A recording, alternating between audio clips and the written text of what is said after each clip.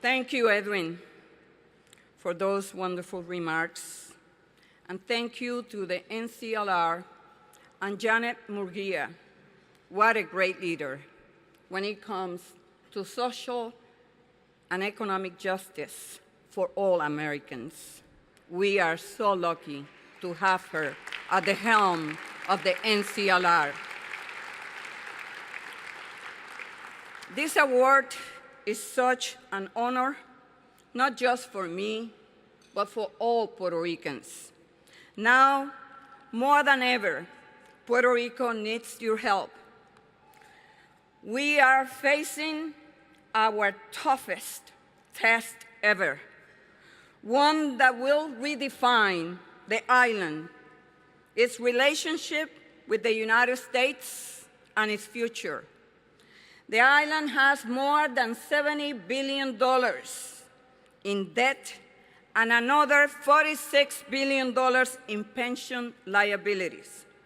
Simply put, by any measure, these debts are not payable.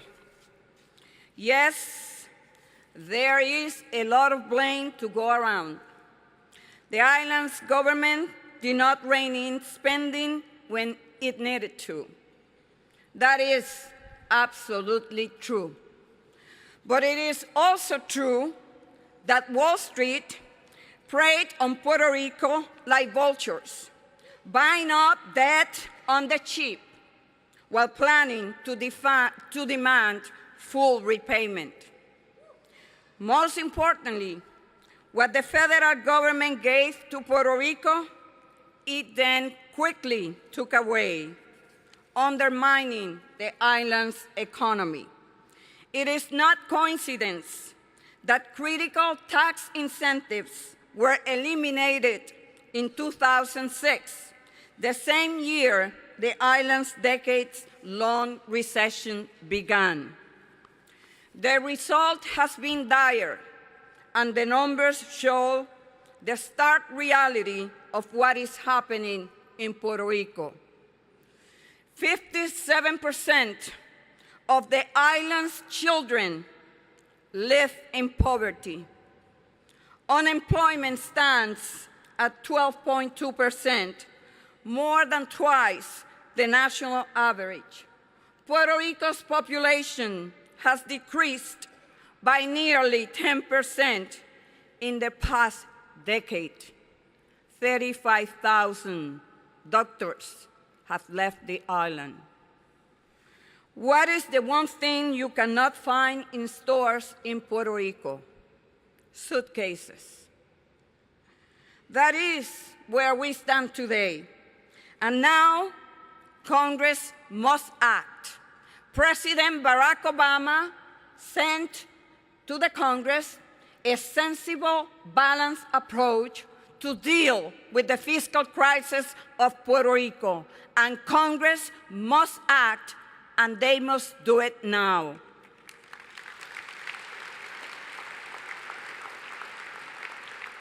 We are not asking for a handout, not a bailout either.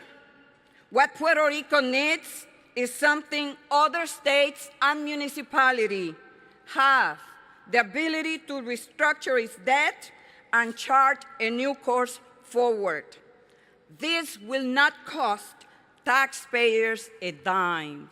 And by the way, I want you to know that since 1933 to 1984, Puerto Rico enjoyed bankruptcy protection. Yet, we continue to hear from some that this is not the United States problem, and Puerto Rico got themselves into this mess. Now they need to get themselves out. No, my friends, the truth is that this is the United States problem, and Congress must rise up to address it head-on. We can either show the moral courage to tackle this problem now, or we can pay more down the road. But the United States will have to address this crisis one way or another. If we don't do that, the United States of America, we, the nation that are preaching democracy around the world, will have a humanitarian crisis at its doorstep. Everyone needs to know why this is the reality we now face. In 1898, United States invaded Puerto Rico during the Spanish-American War. It bombed San Juan, sent thousands of troops inland, and established a naval blockade. This was not a marriage of consent. No, far from it, this was a military annexation.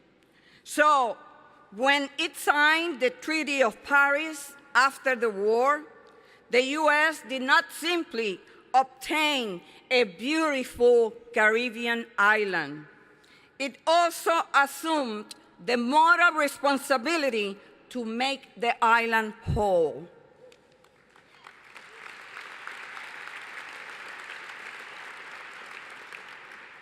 But this has not been a story of partnership.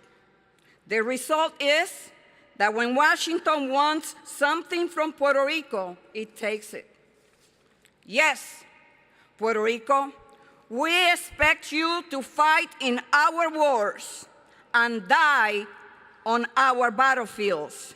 But no, we will not clean up environmental damage caused by our own military in Vieques, Culebra, Roosevelt Road, Sabana Seca.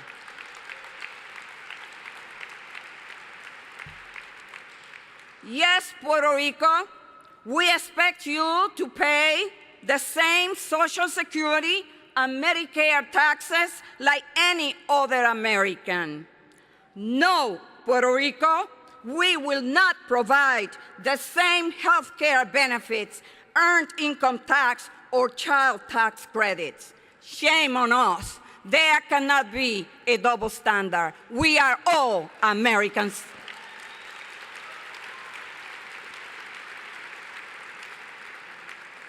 And no, certainly, we will not allow you to restructure your debt in a way that inconveniences Wall Street.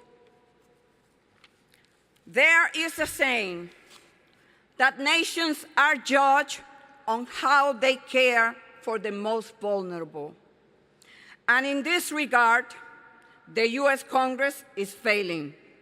This failure is now on display for the world to see. 200 schools has been closed. The island's only children's hospital lacks CT and MRI machines and has 70 vacant nursing positions. Supplies of gasoline for ambulances, police cars, and fire engines were nearly cut off. This is a matter of life and death. Towns have gone without water due to the lack of vendor payment. Food supplies for inmates were almost cut because suppliers were not paid. Meanwhile, Puerto Rico has gone through the worst drought in 20 years, not caused by Puerto Rican corporations. While all of this happened, Congress moved at a glacial pace, kicking the can down the road. This is not who we are. We are better than this. We must reject the indifference toward the people of Puerto Rico. We must make sure that the island's children have a better future.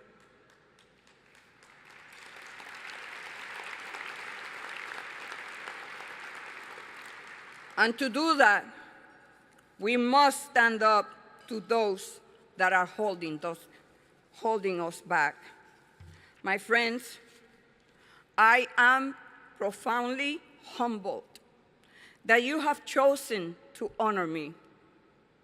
And I thank you from the bottom of my heart.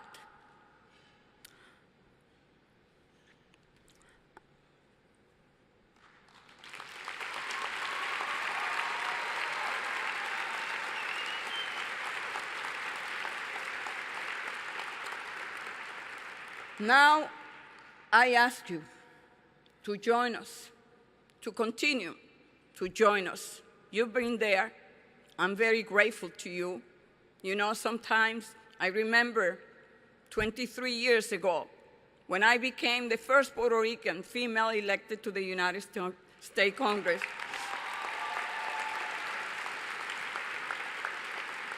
And whenever I spoke about Hispanics. And so Puerto Ricans ask me why. And I say, I don't have a label here that says Puerto Rican, and I am therefore an American citizen. And we should all treat everyone, despite of legal status, the same. And so, back then, I embraced the cause of immigration reform. We Puerto Ricans in Congress have been there for all immigrants in this country. You've been there for us. And this is what political empowerment is all about. I just would like to ask you to join in carrying this fight on. We can make Congress listen, and we can make Congress act. We speak with one collective voice. I want to thank Antonio Weiss. He's here representing the Secretary of the Treasury. They have been proactive. They've been there. But I have to say, if we fail in Congress, then the White House will have to use one more time its executive power.